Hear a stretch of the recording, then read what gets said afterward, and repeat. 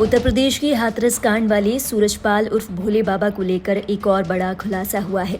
खबर है कि उनके पास कम से कम 100 करोड़ रुपए की संपत्ति है। इतना ही नहीं, उनके आश्रमों की संख्या करीब 24 है। फिलहाल पुलिस को बाबा की तलाश है। बता दें, बीते मंगलवार को सत्संग के बाद से ही बाबा लापता हैं।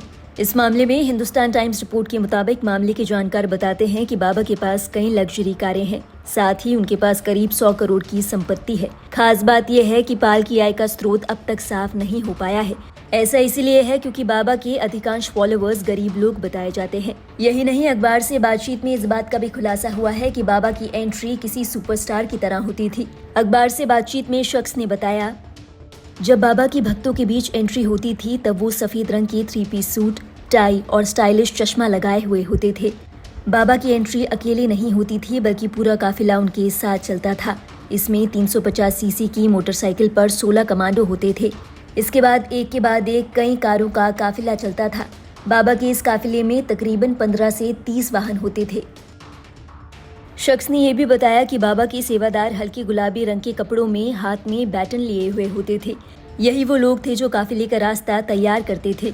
इस दौरान इस बात का खास ध्यान रखा जाता था कि कोई भी वीडियो न बनाए, ना ही फोटो खींचे। इस दौरान बाबा खुद सफेद रंग की टोयोटा फॉर्च्यूनर में होते थे, जिसके सीट कवर भी सफेद रंग के थे।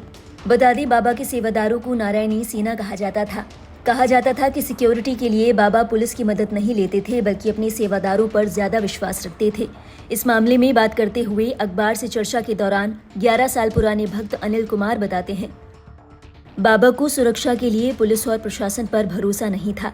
इसकी बजाय वो अपने हजारों सेवादारों पर भरोसा करते थे जो उनकी सुरक्षा का ध्यान रखते थे। सेवादार बनने के लिए एक औपचारिक आवेदन प्रक्रिया होती है, जिसके बाद सिलेक्शन किया जाता है। उन्हें पेमेंट, भोजन और आश्रम में रहने की सुविधा भी मिलती है।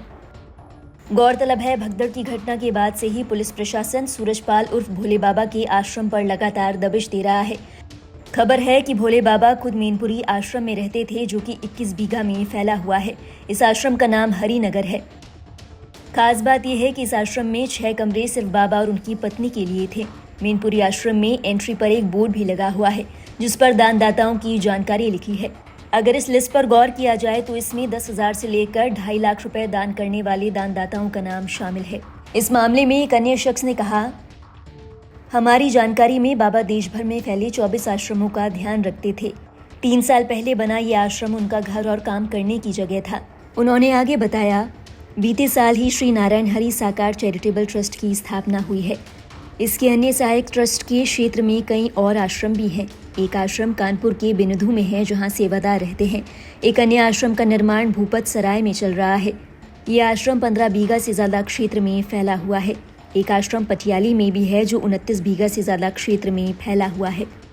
गौरतलब है, इस मामले के बाद से ही सूरजपाल उर्फ भोले बाबा को लेकर नए खुलासे हो रहे हैं।